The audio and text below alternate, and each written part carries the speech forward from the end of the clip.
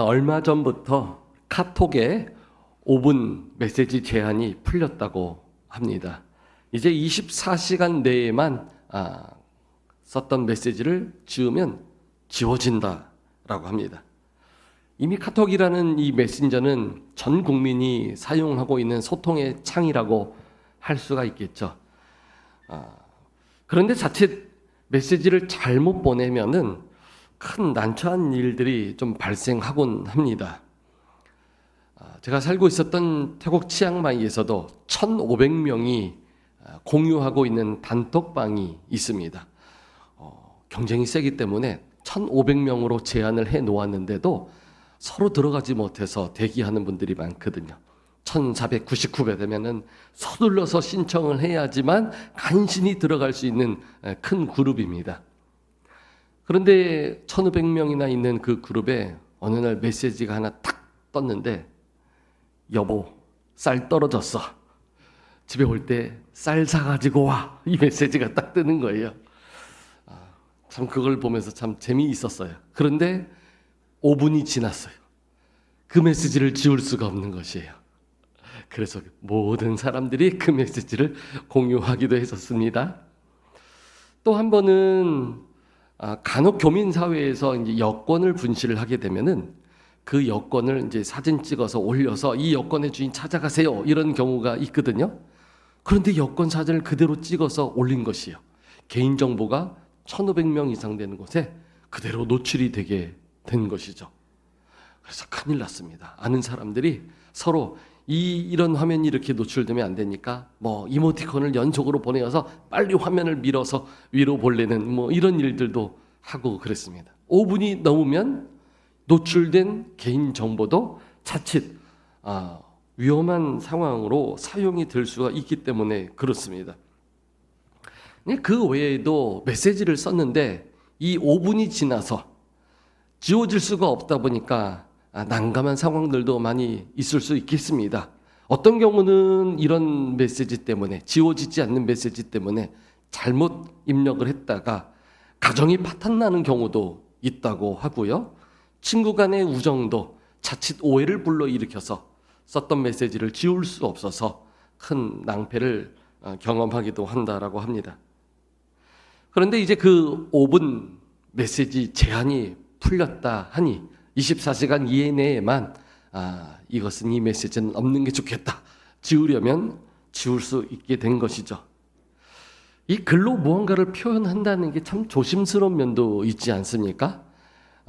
마음은 그렇지 않지만 이 글로 쓰다 보니까 자칫 왜곡되게 내용을 전달하는 경우도 있기 때문에 그렇습니다.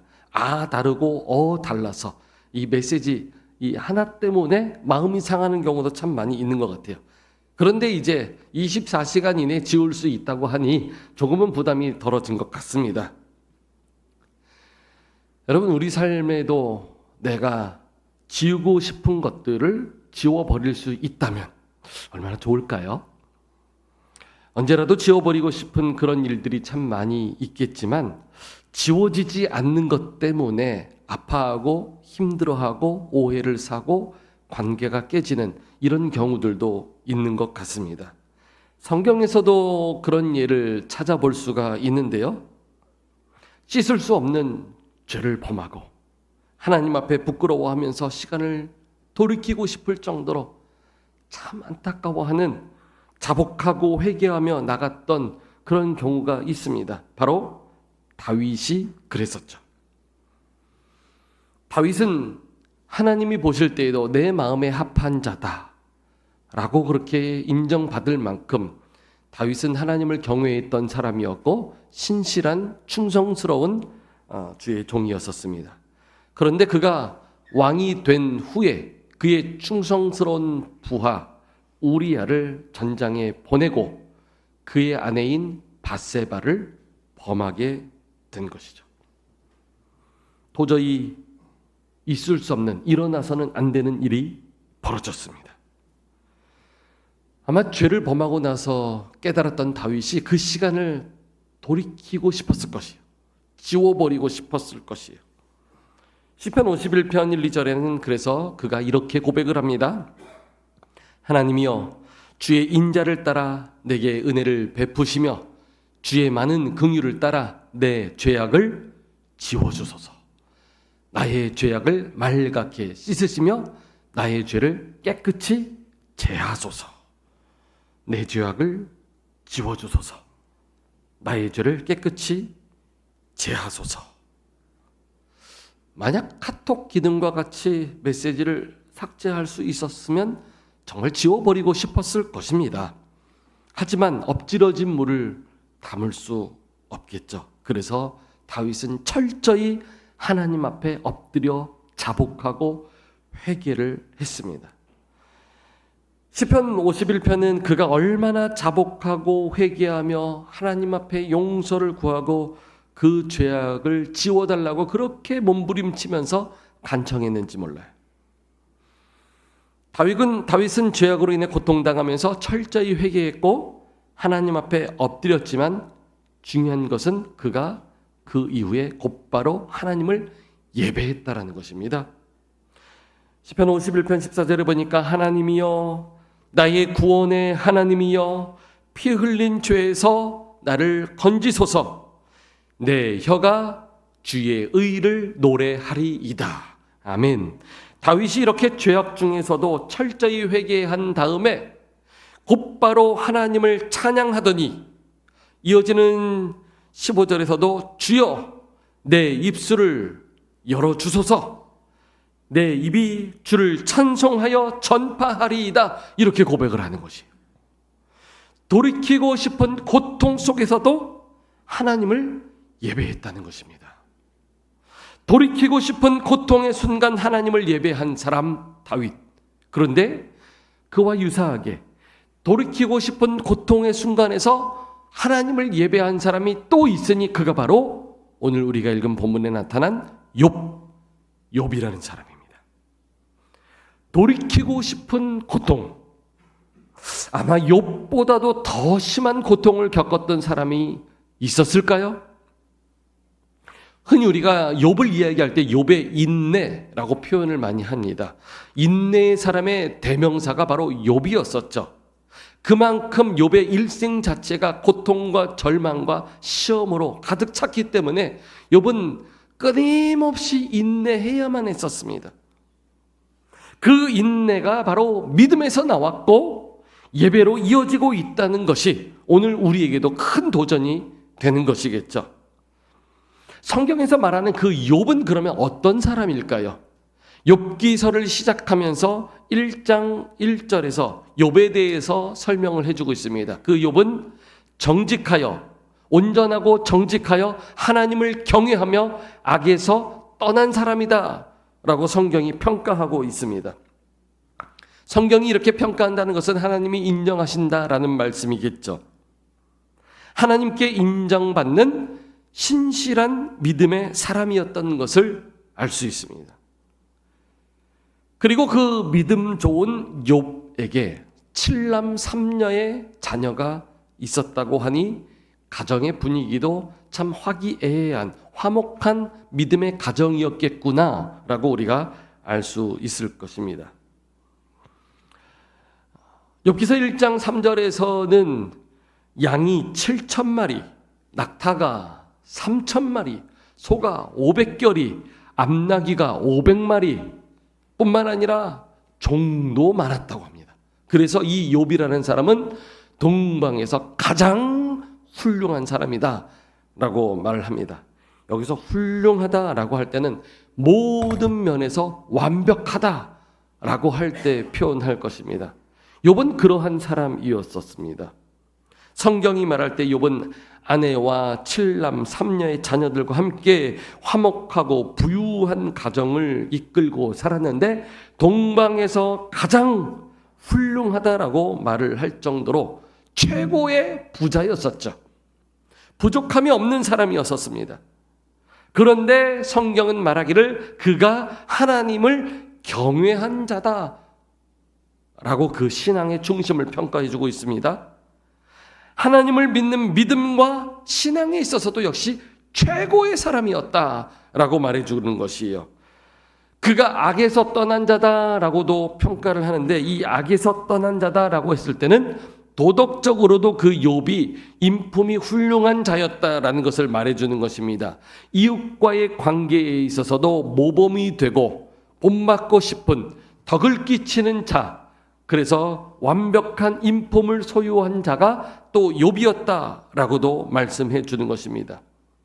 그러니까 욥이라는 사람은 성경이 평가할 때, 하나님께서 평가할 때 개인의 성품에 있어서도 훌륭한 사람이었었고, 신앙에 있어서도 아주 훌륭한 사람이었었고, 이웃과의 관계에 있어서도 아주 훌륭한 사람이었었습니다. 또한 7남 3녀의 자녀를 두고 다복한 가정으로, 화목한 가정으로 이끌었으니 동방 최고의 부자였으면서 동시에 가정으로, 그의 환경으로, 인품으로도 어느 것 하나 모자람이 없을 정도로 완벽한 사람이었다라고 말해 주는 것입니다. 이것이 바로 욥기서를 시작하면서 1장 1절에서부터 우리에게 정보를 제공하는 것이에요.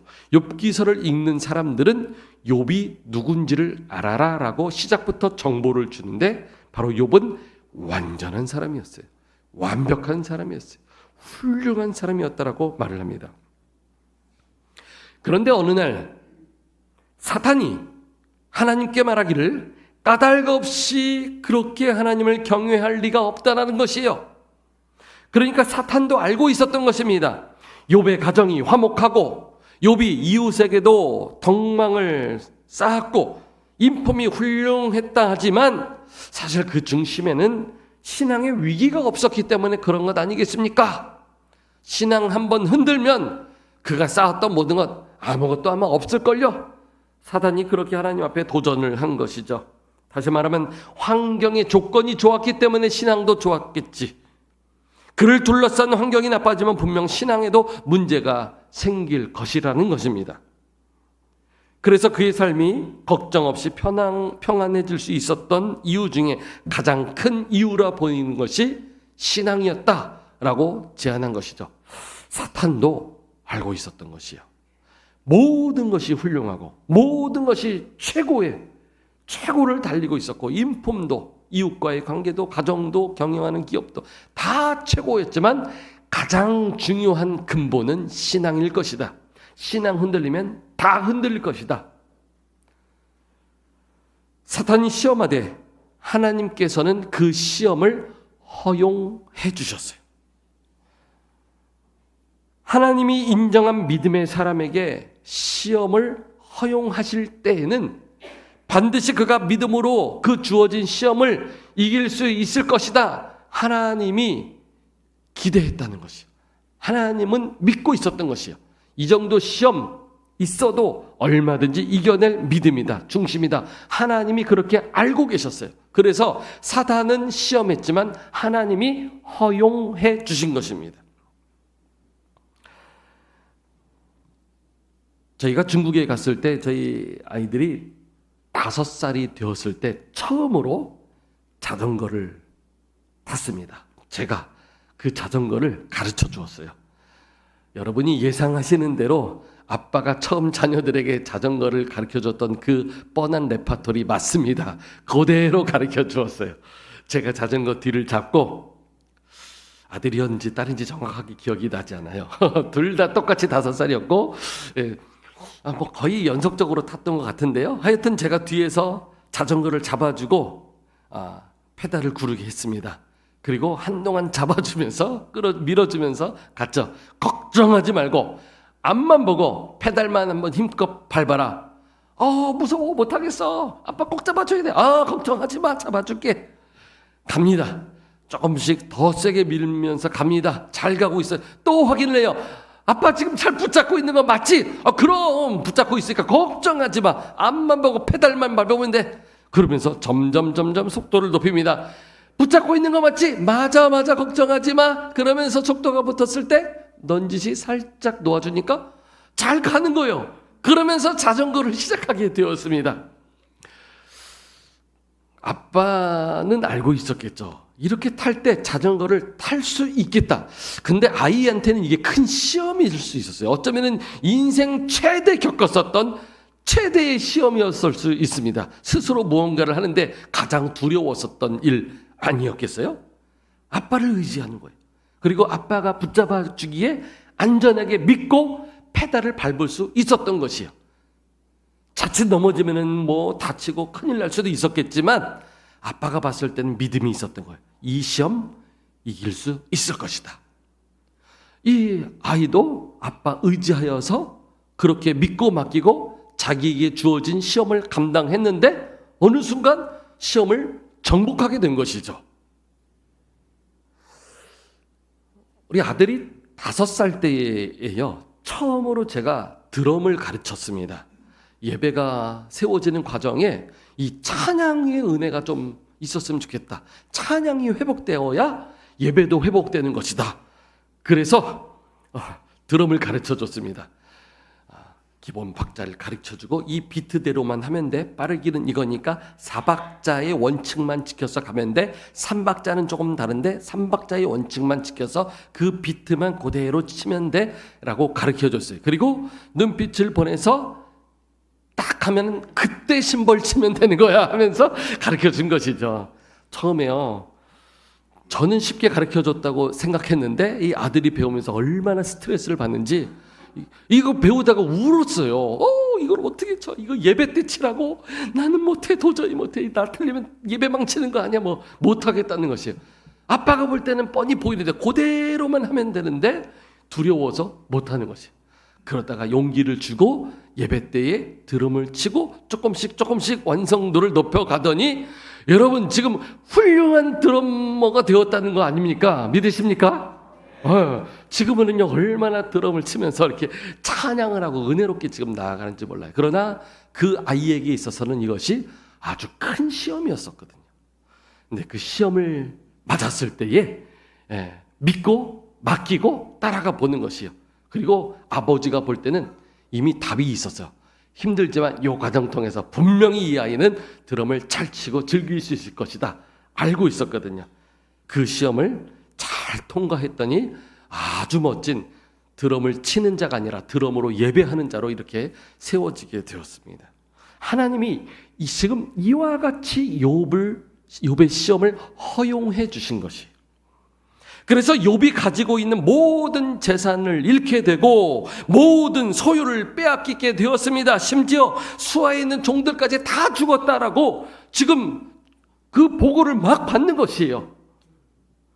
그때에 모든 것을 가진 최고의 훌륭한 사람 욥이었지만 이 모든 것을 다 빼앗기고 다 잃어버리고 어느 날 갑자기 그냥 아무것도 없는 빈털터리가 되어버린 것이에요. 여러분 어떤 경우에 믿음 좋은 성도에게도 큰 시험이 올 수 있습니다. 왜냐고요? 하나님이 허용하실 수 있는 것이에요. 사업으로도 잘 나가다가 문제가 생겨서 파산에 이르게 될 수도 있는 것이고 기업을 경영할 때 거래처가 부도가 나니까 연쇄적으로 나에게도 영향이 있어서 사업 경영하는데 문제가 생길 수도 있는 것입니다. 그럴 때에는 믿음이 있는 사람은 믿음으로 하나님 앞에 기도해야 돼요. 매달려야 돼요. 왜요? 하나님이 허용하신 시험이기 때문에. 믿음으로 이겨낼 수 있는 싸움을 하나님이 허용하시는 것입니다. 하나님이 허락하신 싸움이라면 믿음으로 얼마든지 이겨낼 수 있다는 것을 여러분 믿으시길 바랍니다. 아멘. 그런데 안타깝게도 어떤 경우에는 그것을 믿음으로 이겨내지 못하기도 해요. 답이 이미 주어졌는데 하나님 보실 때 이미 이겨낼 수 있는 싸움이라고 생각해서 하나님이 허용하셨는데 마지막 하나 나의 결단으로 그것을 넘어가야 될 믿음인데 그 결단을 하지 못해서 그 산 앞에서 무너지고 심지어 신앙까지 포기하는 경우도 있어요. 얼마나 안타까운지 몰라요. 하나님이 허락하신 것이기에 충분히 얼마든지 그 시험을 이겨낼 수 있는데 포기한다면 너무나도 많은 것을 잃어버리게 돼요. 참 안타깝습니다.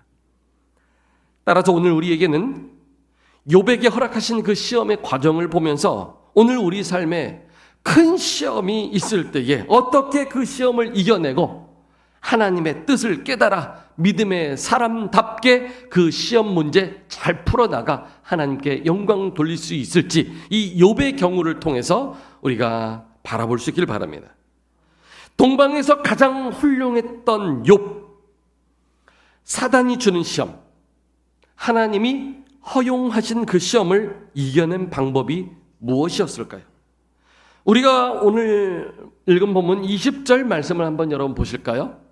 욥이 시험 당했을 때 많은 보고를 듣습니다. 연속적인, 다 죽었고 다 빼앗겼고 다 잃었고 나만 홀로 살아서 이렇게 왔습니다. 연속적인 보고를 받을 때의 욥의 반응입니다. 같이 한번 읽도록 할까요? 시작. 욥이 일어나 겉옷을 찢고 머리털을 밀고 땅에 엎드려 예배하며. 아멘. 굉장히 중요한 말씀인데요. 욥이 모든 재산을 잃고 부리던 종들이 다 죽임을 당했을 때 그 장면을 맞이하고 보인 반응은 일어나 겉옷을 찢는 것이었어요. 일어났다라는 것은 이 믿을 수 없는 소식을 듣고 화가 났겠죠. 당황스러웠을 것입니다. 그 첫 반응이 일어나였어요. 화나고 당황스럽고, 이게 진짜야? 정말이야? 그런 일이 있다고? 그리고 나서 보인 행동은 그가 겉옷을 찢는 것이에요. 겉옷을 찢는 것은요, 주체할 수 없는 슬픔과 고통을 표현하는 그 당시의 행동이었었어요. 너무 고통스러우니까 거의 발악의 단계에 이르러서 옷을 찢으면서 그 고통을 표현하는 것이. 그리고 나서 했던 욥의 행동은 머리털을 미는 것이었어요. 당시 고대 근동 지역에서 이 머리털이라는 것은요, 힘과 건강과 명예를 상징하는 것이었습니다. 그래서 길고 윤기 있는 그 머리털이요, 이 건강한 사람, 힘 있는 사람, 명예로운 사람, 이런 사람을 상징해주고 있어요. 욥도 그러한 사람이었었어요. 그런데 욥이 고난의 보고를 받더니 머리털을 미는 것이, 순식간에 명예로웠던 모든 것을 빼앗기고 비참한 신세로 불명예스럽게 땅에 떨어져 버렸다는 것을 보여주는 것입니다. 그렇게 욥은 사탄의 시험 앞에서 큰 시련을 지금 겪고 있는 것이에요. 모든 재산과 소유를 잃게 되었을 때 화가 났고 당황스러웠고 주체할 수 없는 큰 슬픔과 고통을 겪어야만 했습니다. 그러면서 그가 가지고 있었던 그 명예, 최고의 명예가 다 바닥에 떨어져 버렸고 순식간에 비참한 신세로 전락해 버리게 되었어요. 여러분 상상이 되십니까?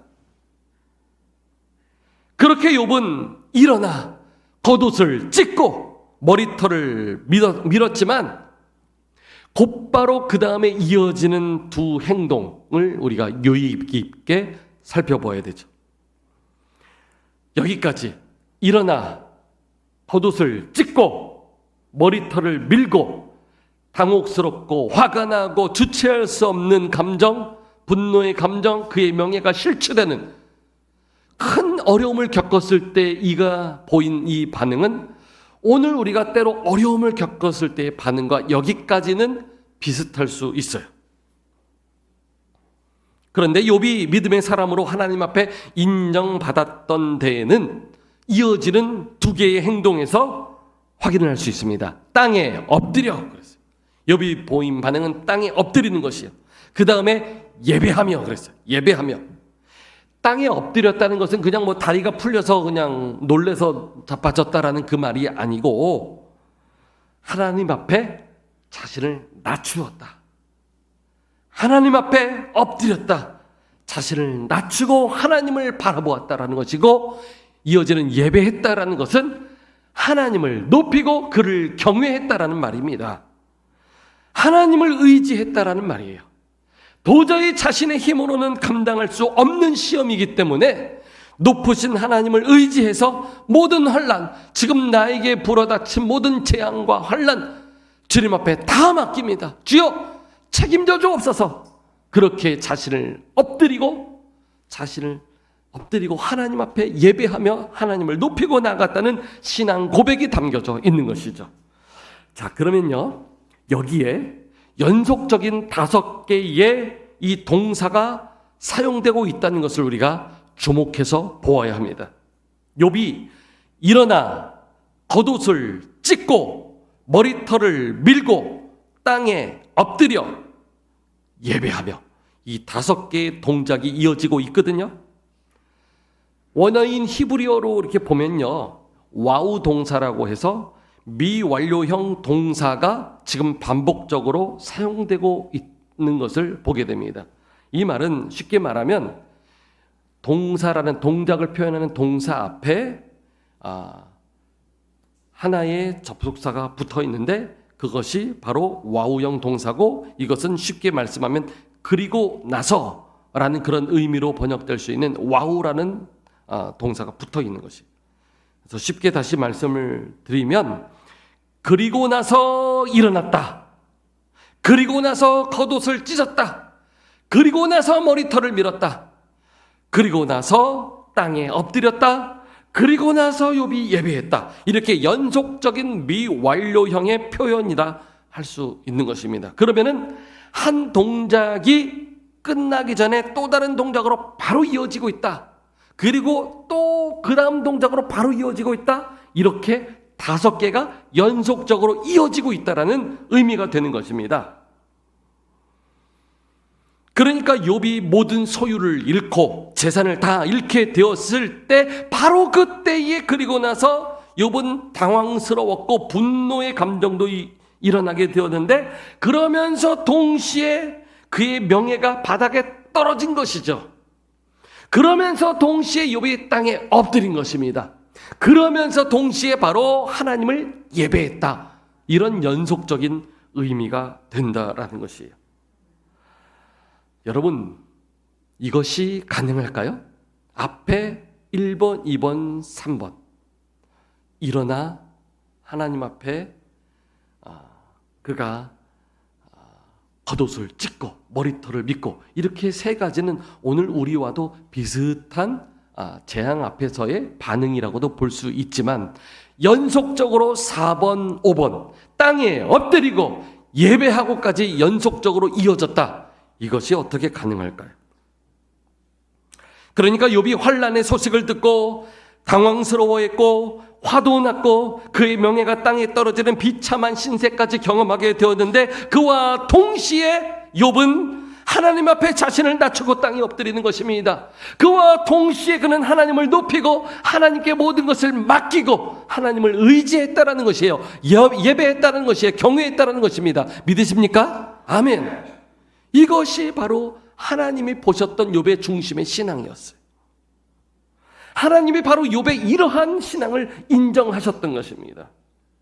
그도 사람이었기 때문에 낭패와 실망 당한 뒤에 당연히 아픔도 있고 좌절과 절망도 있겠지만, 그러나 그는 곧바로 자신을 낮추며 하나님을 바라보았고 하나님을 높이며 그를 의지하여 모든 것을 맡겼다라는 것이죠. 모든 주권이 하나님께 있음을 믿습니다. 주여, 주님께 다 맡깁니다. 여러분, 이런 상황에서, 재앙의 상황에서 곧바로 자신을 낮추고 하나님을 바라보고 하나님을 높일 수 있었던 그 비결이 무엇이겠습니까? 예배. 평소의 예배로 훈련이 되어졌기 때문에 가능한 것입니다. 믿으십니까? 아멘. 갑자기 나올 수 있는 것은 아니에요. 그래서 오늘 우리에게는 한 번 한 번의 예배가 정말 중요합니다. 한 번의 예배가 최선을 다해 하나님 앞에 드릴 때 이것이 쌓아져서 내 몸에 익숙하게 언제나 예배하는 사람으로 세워지게 되는 것이에요. 무슨 일을 만나도, 어떠한 환난과 어떠한 시련을 만나도 그 앞에서 우리는 바로 예배자의 모드로 바로 전환이 될 수 있는 것이에요.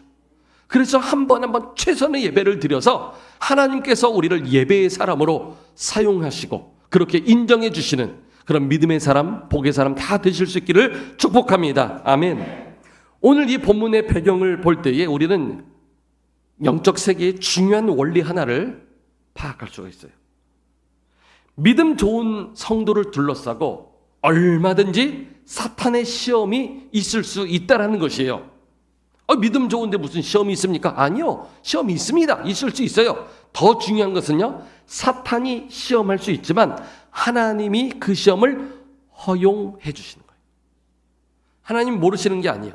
사탄이 주관하는 게 아니에요. 사탄이 주는 것처럼 보이지만 사실은 하나님이 허용해 주셨기 때문에 그 시험이 있게 된 것이에요. 그렇다면 하나님이 허용해 주셨다라고 할 때는 우리의 중심을 아시고 우리의 믿음을 아시고 이 시험을 풀 수 있는 답도 하나님께 있으니 하나님이 그 답을 가지고 계시고 이겨낼 수 있는 시험을 허락해 주신 것이라고 여러분 믿으시길 바랍니다. 하나님이 허용해 주신 것이에요. 감당할 수 있는 시험을 하나님이 주셨다라는 것이에요. 우리에게 믿음 가지고 나갈 때 주어지는 시험, 감당할 수 없는 시험은 없습니다. 하나님이 허용하신 시험이에요. 그렇다면 그 시험을 이길 방법은 철저히 믿음의 방식이어야 된다는 것이죠. 하나님은 믿음 자라게 하시려고 시험을 허락하셨는데 우리는 믿음을 내려놓고 내 생각과 내 방식으로 내가 그 시험 풀려고 하면 그게 풀려지겠습니까? 더 꼬이죠? 심지어 그 믿음까지도 잃어버릴 수도 있는 것이겠죠. 여러분, 믿음이 이기는 것입니다. 믿으십니까? 믿음이 이기네, 믿음이 이기네, 주 예수를 믿음이 온세. 믿음이 이기는 것임을 여러분 믿으시길 바랍니다. 모든 시험은 믿음의 싸움이에요. 하나님이 오늘 우리에게 보이신 이 욥의 상황은 최대치의 상황입니다.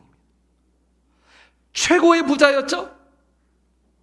최고로 경건한 자였죠. 최고로 이웃들에게도 덕을 끼쳐 덕망이 있는 사람, 최고로 명예로운 사람이었어요.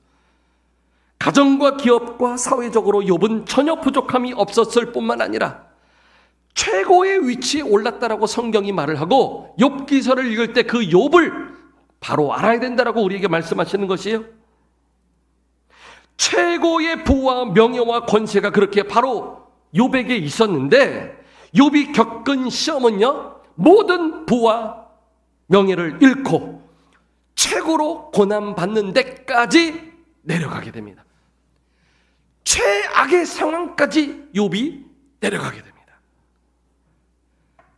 이 말씀은 누구라도 욥의 영광과 그 고난 사이에 다 들어가 있다는 말이에요. 우리가 겪는 모든 영광, 우리가 겪는 모든 최악의 시험도 다 욥의 이 범위 안에 다 들어가 있다는 것을 성경이 우리에게 보여주시는 것이에요. 믿으십니까?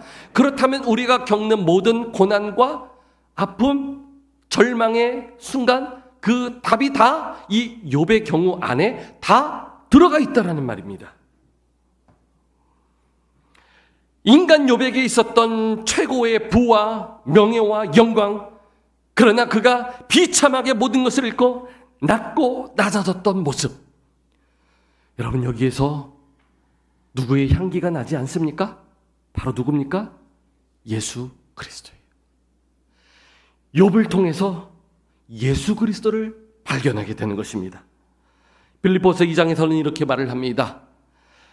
예수님은 근본 하나님의 본체셨기 때문에 완벽하게 모든 것을 다 가지신 분이었고 완벽한 부와 명예와 영광을 가지시고 있었던 분입니다. 그런데 예수께서 자기를 비워 하나님의 위치에서 이제 종의 형체를 가져 사람들과 같이 낫게 되신 것이에요. 그러더니 사람의 모양으로 나타나셔서 자기를 낮추시고 죽기까지 하나님께 복종하셔서 결국 십자가에 달려 돌아가신 것입니다. 여기까지 보면 지극히 높고 높으신 분이 지극히 가장 최악의 상황으로 전락하게 된 것이라고 볼 수가 있겠죠. 이렇게 예수님은 바닥을 찍으셨어요.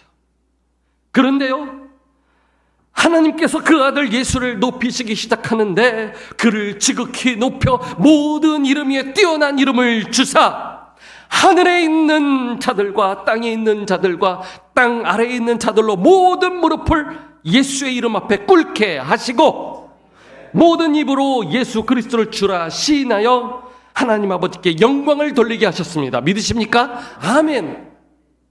지금 이 완벽하신 예수님의 모델을 지금 우리가 욥에게서 발견하게 되는 것이에요. 하나님은 욥을 통해서 예수를 보이고 계시는 것입니다. 욥이 그렇게 고난과 고통 속에서도 곧바로 땅에 엎드려 곧바로 하나님 앞에 예배했습니다.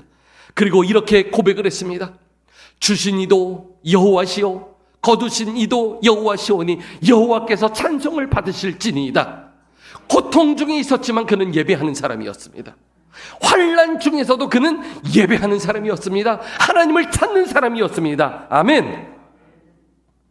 얼마든지 환난 중에 우리가 그 절망스러운 상황을 맞이하게 되면 삐뚤어질 수도 있고요.